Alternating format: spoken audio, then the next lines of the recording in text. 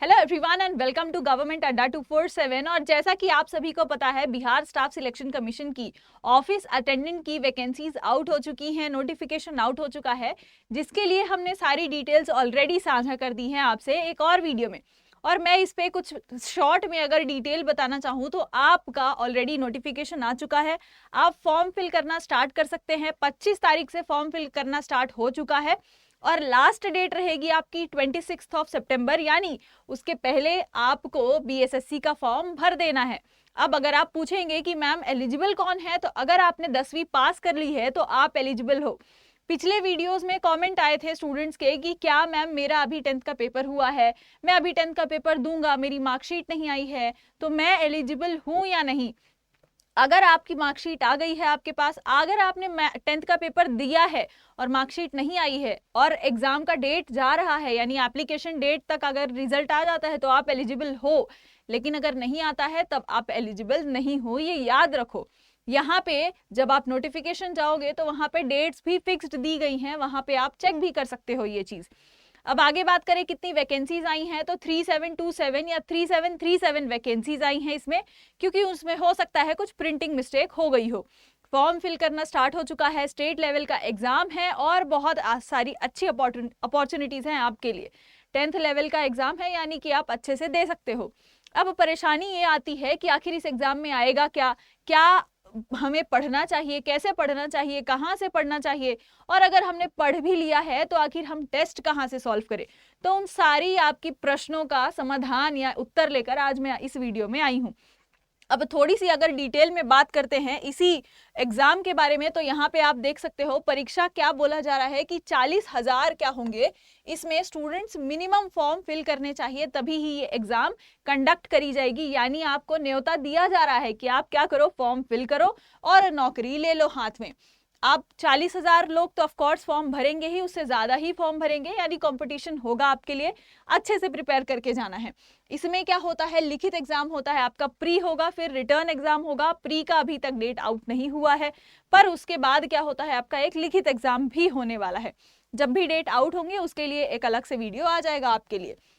अब अगर हम बात करें कि यहाँ पे आता क्या है, आखिर क्या पेपर पैटर्न हो सकता है या फिर सब्जेक्ट क्या होगा, तो आप देख सकते हो सबसे पहले सामान्य अंक गणित यानी आपका मैथमेटिक्स आता है इसमें।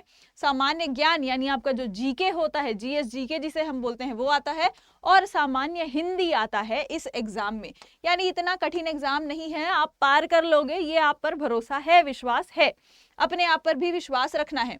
अब आगे बात करते हैं कि ये जो सब्जेक्ट्स आने वाले हैं इनके अंक क्या रहने वाले हैं, कितने मार्क्स के लिए आएंगे। तो यहाँ पर आप देख सकते हो कुल प्रश्नों की संख्या कितनी रहेगी, तो 100 रहेगी।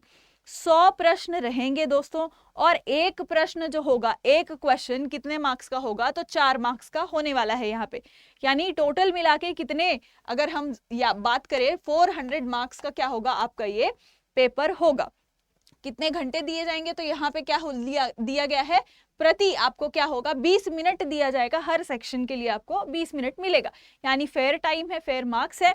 अब यहाँ पे एक गड़बड़ी अगर मैं दिखाऊं तो यहाँ पे आप देखोगे कुछ बच्चों ने पिछली बार पॉइंट आउट भी किया था कमेंट में। यहाँ पे मैं बताऊं कि ये बिहार जब ये निकाल रहा है ऑफिशियल नोटिफिकेशन में ही बहुत बड़ी गलती है। यहाँ पे इन्होंने लिखा है सामान्य गणित में कितने मार्क्स है, तो 30 अंक 30 मार्क्स का है, जो कि गलत है। अगर आप गिनोगे तो एक क्वेश्चन अगर 4 मार्क्स का है, 100 क्वेश्चन आने वाले हैं, तो 400 मार्क्स का डिवाइड होता है। और इन्होंने यहाँ पे क्या लिख रखा है, मैथ्स को 30 मार्क्स दिया है, जीके को 40 मार्क्स दिया है, और जो सामान्य हिंदी होती है उसको 30 मार्क्स दिया है। यानी 40 30 30 तो बहुत ही कम मार्क्स हो गया, ये 100 मार्क्स का तो होने नहीं वाला है। ठीक है, अब ये सुधारना चाहिए उन्हें। जब भी ये पब्लिश करते हैं बच्चों को बहुत ज्यादा कंफ्यूजन हो जाती है इसकी वजह से, तो आपको भी एक बार वापस चेक करना चाहिए, रीचेक करना चाहिए, देखना चाहिए कि क्या हम जो इन्फॉर्मेशन पब्लिश कर रहे हैं स्टूडेंट्स वो सही है या नहीं है उनके लिए। खैर, अगर हम आगे बात करें तो आप यहाँ पे समझ सकते हो सही क्या है। सामान्य गणित में क्या क्या आने वाला है आपका, तो जो भी आपने अभी तक पढ़ा है दोस्तों गणित में 10th लेवल तक का सारा कुछ आने वाला है, और आपको वो ऑलरेडी आता है। ठीक है, यहाँ पे HCF LCM सारी चीजें, यहाँ पे बेसिक्स जो होता है मैथ्स का, कुछ बड़ा अलजेब्रा मतलब यहाँ पे कुछ ज्यादा नहीं पूछने वाला है, डेरिवेशन वगैरह डरना नहीं है। जो भी आपका हिंदी मतलब इजी वाला होता है वो मैथ्स क्या होगा यहाँ पे कवर किया जाएगा। अब अगर दूसरे सब्जेक्ट की बात करें हम सामान्य ज्ञान की, तो इसमें कौन कौन से सब्जेक्ट कवर हो रहे हैं, तो यहाँ पे आप देख सकते हो संसाधन एवं अनेक प्रकार, यानी यहाँ पे आपके कौन कौन से सब्जेक्ट आएंगे, तो पॉलिटी आएगा, ज्योग्राफी आएगा, इकोनॉमिक्स आएगा, थोड़ा सा करंट अफेयर का भी पार्ट रहेगा, थोड़ा सा इतिहास रहेगा, यानी जो भी हम 10th तक पढ़ते हैं, जितने सब्जेक्ट हम पढ़ते हैं वो सब क्या होने वाले हैं, इसमें कवर होने वाले हैं। और जो आपने ऑलरेडी पढ़ रखा है, मैं बार बार यही चीज रिपीट कर रही हूँ, तो यहाँ पे यही सारे सब्जेक्ट आप देख सकते हैं आने वाले हैं। अब करंट अफेयर में भी ध्यान देना, आप बिहार में जो भी करंट रिलेटेड न्यूज रही होगी या फिर बिहार की कोई भी मैगजीन पर्टिकुलरली स्टेट लेवल के एग्जाम को कवर करती होगी, तो आप जरूर से ही उसे क्या करिए, रेफर करिए इस एग्जाम के लिए। और अगर नहीं पता है तो आप कमेंट में पूछ सकते हैं, मैं आपको बता दूंगी, बुक का लिस्ट भी बता दूंगी। उसके बाद सामान्य हिंदी भी है आपका, संज्ञा सर्वनाम जो कि हम पढ़ते आ रहे हैं, यही सारी चीजें हिंदी में भी रहने वाली हैं। तो कुछ ज्यादा हार्ड नहीं है चीजें, आसान चीजें हैं। आप देखोगे 10वीं कक्षा के जितने भी पाठ्यक्रम हैं उसी से इंस्पायर होके इसके क्वेश्चंस आएंगे, इसके रिलेटेड चीजें पूछी जाएंगी। अब सबके लिए अगर कट ऑफ की बात करूं तो अलग अलग है, इसे बहुत ध्यान से देख लेना, क्योंकि यहाँ पे आप देख सकते हो आरक्षण मतलब हर कैटेगरी के लिए क्या कट ऑफ दी गई है, मतलब ये मिनिमम मार्क्स जो हैं ये तो आपके आने ही चाहिए। कैटेगरी वाइज अपने आप को देखो कहाँ पर हो आप, और वहां पर क्या करना है, अपने मार्क्स देख लेना है। जैसे कि अगर मैं एग्जाम्पल के लिए बताऊं तो यहाँ पे आप देख सकते हो महिला वर्ग के लिए यानी विमेन के लिए जो मिनिमम मार्क्स दिया गया है वो 32 मार्क्स है, 32 मार्क्स मिनिमम आपके आने ही चाहिए। उसके बाद अगर हम बात करते हैं आरक्षित वर्ग के लिए तो 40 मार्क्स आपके आने ही चाहिए।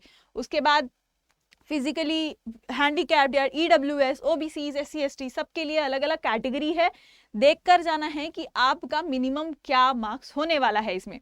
हो सक अब यहाँ पे अगर ये बोला जा रहा है कि मिनिमम मार्क्स 40 होगा, 32 होगा, तो बीएसएससी ने जब ये निकाला होगा ऑफिशियल नोटिफिकेशन, तो हो सकता है एक गलती कर दी कि हर एक क्वेश्चन को 4 अंक दे दिए, यानी 400 मार्क्स का हो गया, तो हो सकता है यहाँ पर भी गलत हो गए हो, 4 अंक का हो सकता है क्वेश्चन ना हो, क्योंकि अभी ये सर्टेनिटी नहीं है हमारे पास कि क्या सही है क्या गलत है, क्योंकि इनके नोटिफिकेशन में भी गलती है।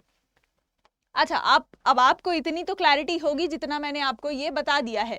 आगे अगर हम बात करते हैं तो ऑफिशियल नोटिफिकेशन तो आउट हो चुका है, आरक्षण मैंने आपको बता दिया है, एप्लीकेशन फीस जो है वो 100 रुपए है, तो आपको भरना ही है। लेकिन अब सबसे बड़ा मुद्दा आता है कि आखिर हम इसकी प्रिपरेशन कहाँ से करें, कहाँ से तैयारी करें कि अब इस बार सिलेक्शन हो ही जाए, नौकरी पक्की हो जाए। तो उसके लिए भी एक सोल्यूशन लेकर आई हैं आपकी मैडम, और जो बता रही हूँ मैं वही करना है। जैसे अगर मैं बताऊं आपको, इसको हम हटा लेते हैं, उसके बाद बात करते हैं। यहां पर जब आप जाओगे दोस्तों अड्डा टू, गूगल पे अगर आप जाओगे तो अड्डा 247 का एक ऐप आता है, वहां से क्या करना है आपको, ये सारी चीजें डाउनलोड कर लेनी है। 1 मिनट आप मुझे दीजिएगा तो मैं इसको हटा के जी। अब यहाँ पे जब आप गूगल में जाते हो, गूगल क्रोम में जाते हो, तो यहाँ पे सर्च करना है आपको अड्डा 247 और सबसे ऊपर आ जाएगा ये चीज। अगर आपके पास एप्लीकेशन है तो वेल एंड गुड, बहुत अच्छी बात है, उसमें भी आप ये एनरोल कर सकते हो, कोर्स खरीद सकते हो। अगर नहीं है तो ब्राउजिंग फीचर से भी ले सकते हो। तो यहाँ पे अगर आप जाओगे तो आपके सामने कुछ इस तरीके का डैशबोर्ड आएगा। अब ऑल कोर्सेस में जाना है और यहाँ पे नहीं सर्च करना है, स्टेट एग्जाम्स में जाओगे तो यहां पर आ जाएगा आपका बीएसएससी कार्यालय कर्मचारी। अब यहाँ पे क्या करना है, आप देखो यहाँ पे बैचेस भी हैं, लाइव बैचेस चल रहे हैं हमारे, ऑलरेडी रिकॉर्डेड बैचेस हैं, टेस्ट प्राइम है, यानी कि जिसकी पढ़ाई हो गई है, जिसको लगता है कि अब मुझे कोई भी कोर्स की जरूरत नहीं है, तो बिल्कुल खरीदना नहीं है। आपको क्या करना है, खुद को चेक करना है, तो क्या करोगे, टेस्ट प्राइम लेना है उसके लिए। अब इस बार परीक्षा में बिल्कुल आर पार कर देना है, और टेस्ट प्राइम तो आपको बता देगा कि कितने अच्छे से आपने प्रिपरेशन करी है, और नहीं करी है तो इसके साथ हो जाएगी। अब अगर मैं किसी बैच की अगर बात करूं तो आप ये बैच देख सकते हैं। अब यहाँ पे आप किस तरीके से कोड वगैरह लगा के प्राइस कम हो सकता है ये भी बता देती हूँ। यहाँ जब आप जाओगे, एक बैच है जिसका टाइमिंग क्या है आपका, 11 से 7 टाइमिंग है, 500 सीट्स हैं इसमें, 19 अगस्त से ही चालू हुआ है, यानी ज़्यादा टाइम नहीं हुआ है। जो भी क्लासेस हो चुकी हैं वो भी आप कवर कर सकते हो, जो आने वाली क्लासेस हैं उनको अटेंड कर सकते हो। अब यहाँ पे जब आप जाओगे तो एक दिखेगा मोर ऑफर्स में, बाय नाउ में नहीं जाना है, मोर ऑफर्स में जाके अप्लाई कोड करना है, यहाँ पे एंटर कूपन कोड। अब यहाँ पे मैं कूपन कोड एंटर कर देती हूँ। पहले आपका प्राइस कितना है, 919 है, याद रखिएगा।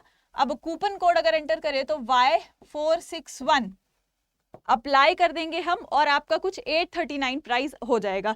तो अब इसको क्या कर लेना है, आपको बाय कर लेना है। मैं कूपन कोड लिख दे रही हूँ Y461, आपको ये कूपन कोड अप्लाई करना है और यहाँ पे ये कोर्स आपका कम पैसों में आ जाएगा और तैयारी भी मजबूत हो जाएगी और इस बार बस आर और पार होकर रहेगा।